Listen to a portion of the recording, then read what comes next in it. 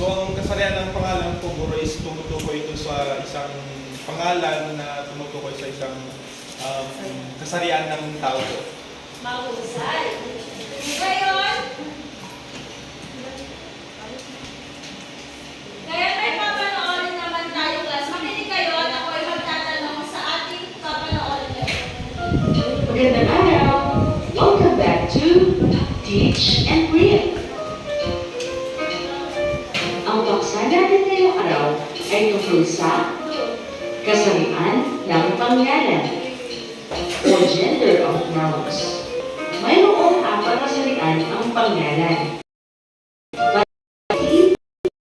Ang babae at walang kasarian. Ano naman ang 4 na kasarian ng pangalan, class? Abigail. At lalaki, pambabae, bitiyak at walang mas. Mahusay. Kasarian ng pangalan na panlalaki. Tumutukoy ito sa ngalan ng tao o hayop na lalaki. Mga halimbawa: tatay, tito,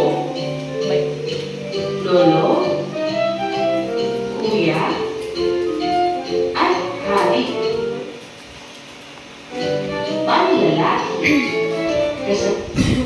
Ano naman ang panlalaki, class? Mayan, pwede ka ba magsabi kung ano ang panlalaki?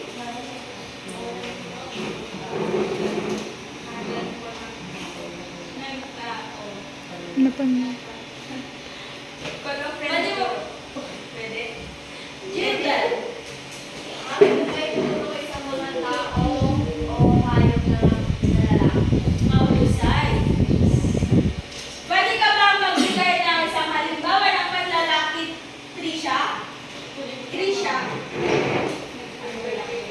Si Pipper po. Yan, mahusay.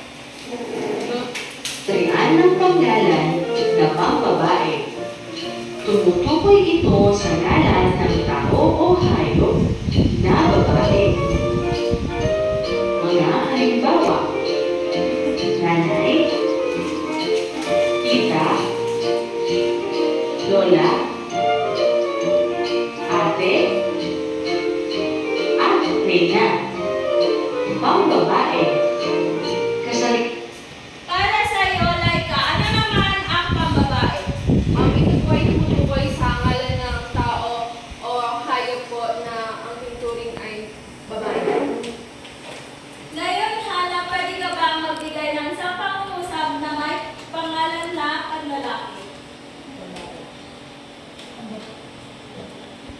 Pambabae. Ngalan ng pambabae. Pambabae. Gawin mo itong pangungusap. Or magsabi ka ng pangungusap, tapos sulitin natin kung ano yung ginamit mo ng pangalan.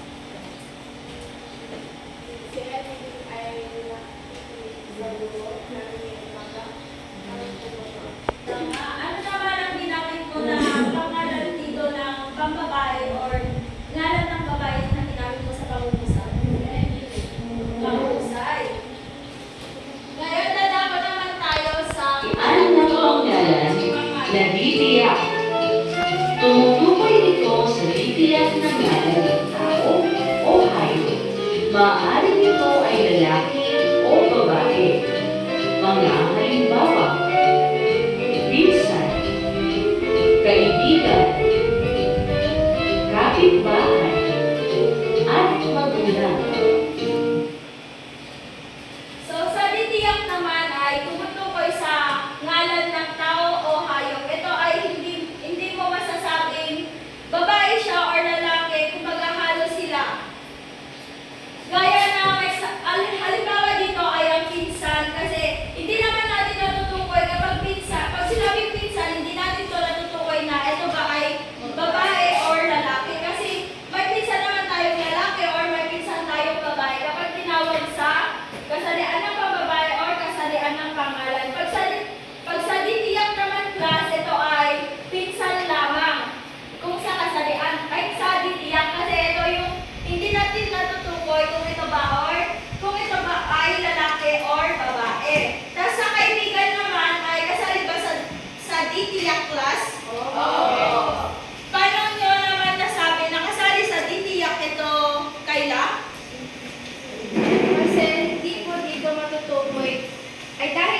Dahil marami tayong mga kaibigan na lalaki or babae kaya hindi natutukoy kung babae ba or lalaki.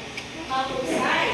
At ang pangalaman class ay Kasarian ng panggalan na walang kasarian. Tumutukoy ito sa bagay at buok o lugar na walang kasarian at walang buhay.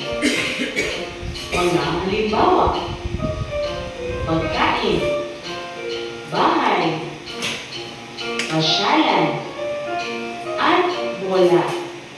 sa walang kasarian naman class ay tumutukoy sa bagay at buhok na walang kasarian. Ito naman yung gaya ng upuan, tapos yung mga gusali sa, parang gusali sa Maynila, parang ganun nga, yung malalaking gusali sa Maynila, parang ganun class. Ang walang kasarian dito ay yung halimbawa nito ay pagkain, bahay, pasyalan at bola. Paano naman masasabing walang kasarian ang pagkain class? Pwede mo bang sagutin nito si Bert? Paano mo nasasabi na walang kasarian ang pagkain? Pag po kasi sinabi natin ang kasarian, ito po ay tumutukoy sa kung ito po ay babae or lalaki. Hindi po natin masasabi po natin walang kasarian ang pagkain kasi pagkain po wala siyang gender. Mahusay. Bigyan nyo naman ng tatlong nagsaksi si Bert.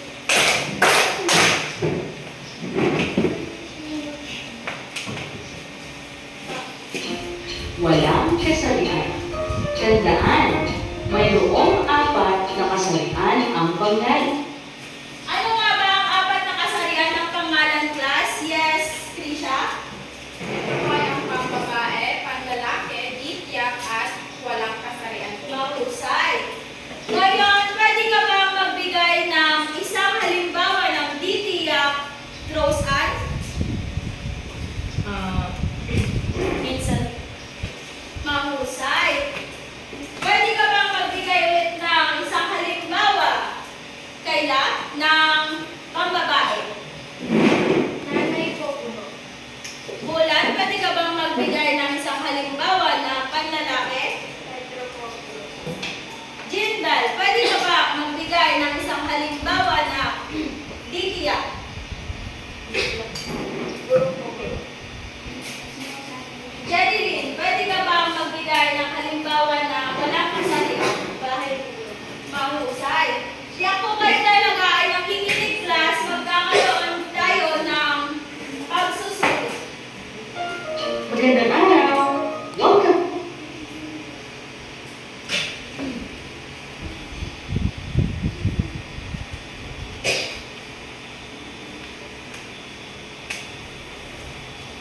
Maglabas lamang ng sangkapat ng papel class.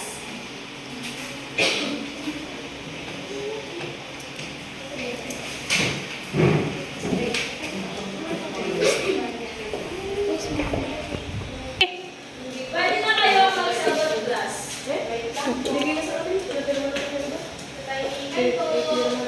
Katahimikan class. Magsasagot lang, hindi ang bunga ang gagamitin na. Kamay lang.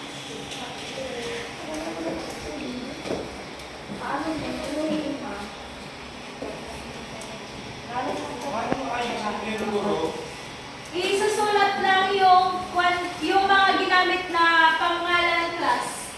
Tukuyin nyo lang dito kung anong ginamit na pangalan ko sa number 1. Maingat na inayos ni Ali Rosa ang kanyang mga bulaklak. Tukuyin lang dito kung anong ginamit na pangalan class. Dalungguhitan ko ba yun? Opo, sa lungguhitan lang. Paano po pag dalawang guro? Dalawa lang po yan.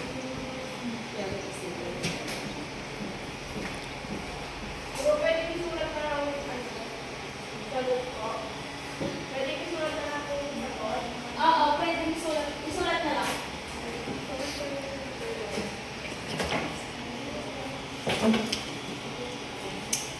Tapos na class?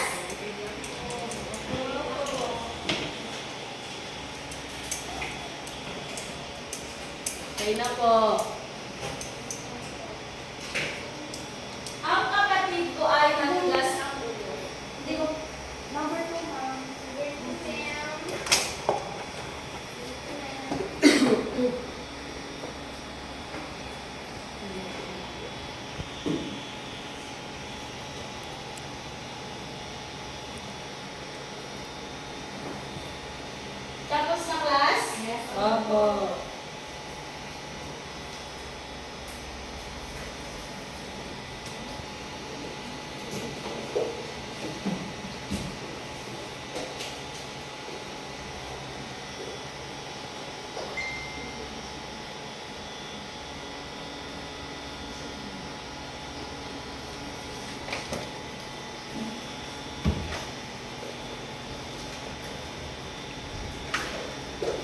Tapos sa class?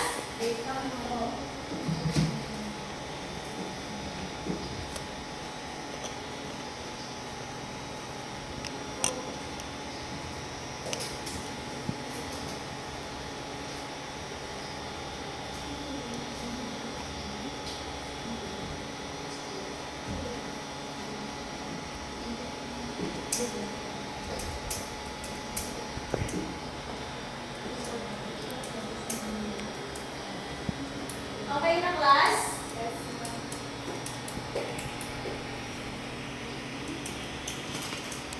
Papabalik ko sa number 5. Ayaw ko po.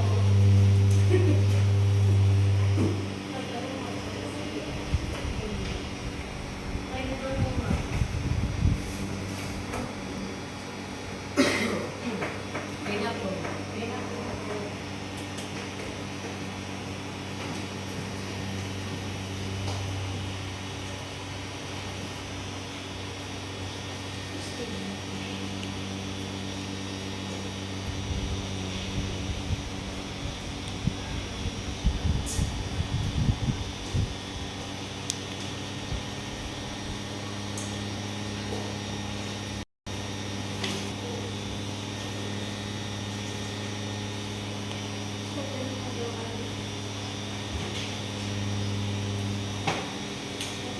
Okay na class?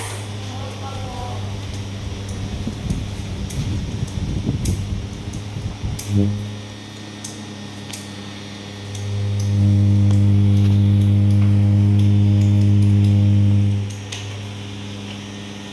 ma'am.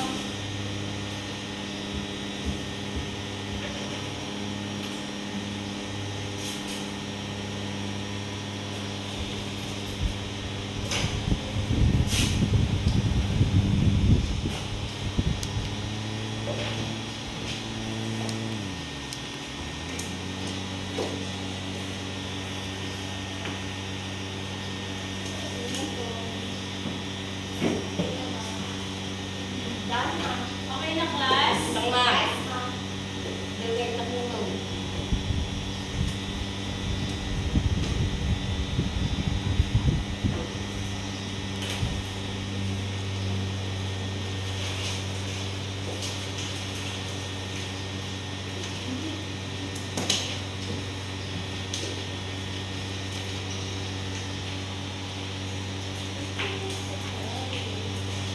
Kung okay na class, pwede na namin pasawakan.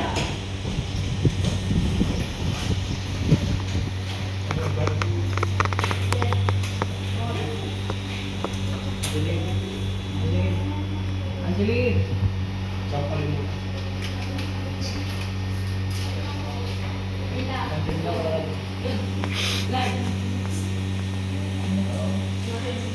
Ay!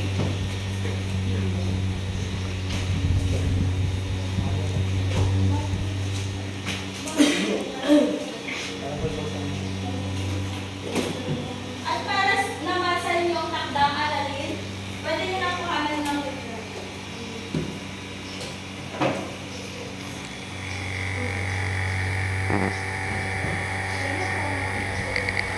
Maraming salamat, class. Magandang umaga, class.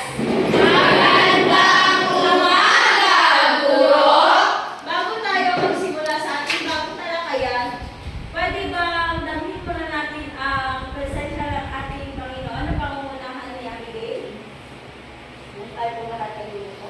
Maraming salamat po mga Panginoon sa lahat. Salamat po sa araw.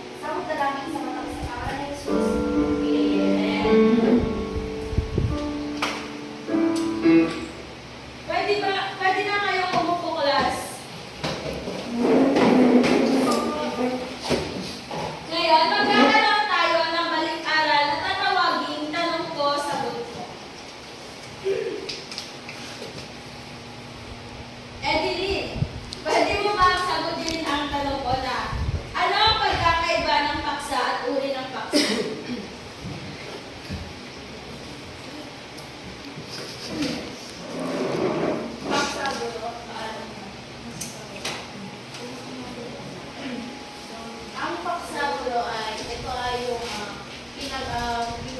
pinag-uusapan at uri ng paksa. Wala friend kong gulo. Hindi ko pala yung pangalan. Rose Ann. Pwede mo bang tulungan si Edeline?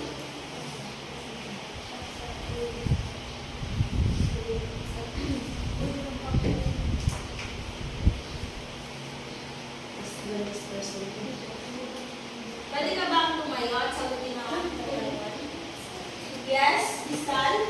Ma'am, tulad ng unang sinabi ni Erin, ang paksa po ay ang pinag-uusapan ng isang, kumbaga, yun po yung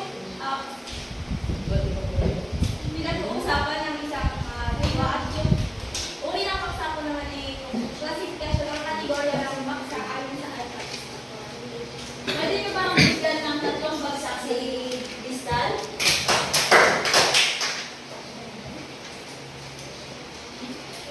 Hana, pwede mo bang sagutin ang ikalawang katanungan na paano mo matutukoy ang angkop na uri ng paksa para sa isang particular na layunin? Paano mo matutukoy ang angkop na uri ng paksa para sa isang particular na layunin? When my own opinion po is parang natutunan ko yung isang paksa depende po kasi salita rin na naka-angkop sa uri ng mga paksa. Magaling. Pwede niyo bang bigyan ng 3 bagsak si Hana Atlas? At ang ikatlong katanungan o panghuli, Abigail, pwede mo bang sagutin na paano maiiwasan ang pagiging malabo o hindi tiyak ang paksa at uri ng paksa sa isang pananaliksik o sulatin? So, my opinion din, dapat ang maiiwasan po ang malabo na paggamit ng malabo o hindi tiyak ang paksa. So, at hindi tiyak na paksa, ma'am, yung dapat gamitin po natin yung tamang paggamit ng uri ng mga paksa para yung isang salita po, isang kausap ay mas maintindihan po natin. Magaling. Pwede niyo bang bigyan ng 3 bagsak si Dorota Atlas? Ikalawang aktibidad na tatawagin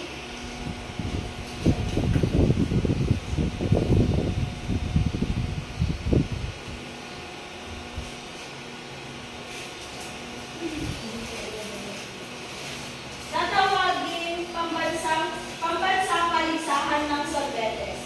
At ang tanong to, pwede mo bang basahin, Trisha? Paano po?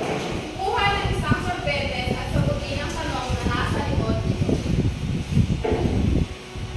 Ngayon, Roseanne, pwede ka bang magbigay ng isang numero para yung numero yun ay siyang sasagot o kukuha ng isang sorbetes sa harapan? Pwede ka bang magsimula kaya? 1, 2, 3, 4. Pwede ka bang tumayo at kumuha ng isang sorbetes sa harapan? Or tumigil? Pwede ka bang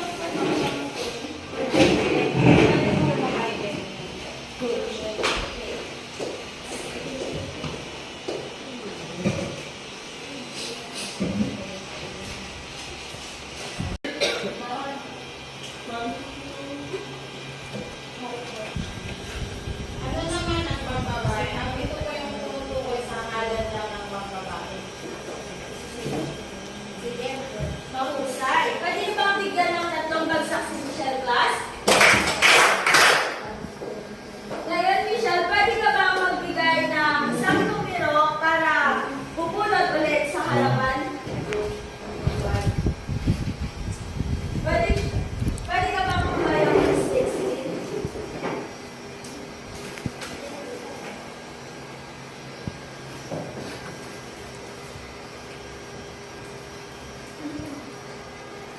Ilalim. Para sa'yo, ano ang pagdalain mo? Ito naman po yung ngalan na para lamang sa mga pagdalain. Halimbawa na lamang po ay yung dyan. Hindi naman maaaring pang babae yung dyan. Yan, mahusay. Bigyan nyo naman ng 3 bagsak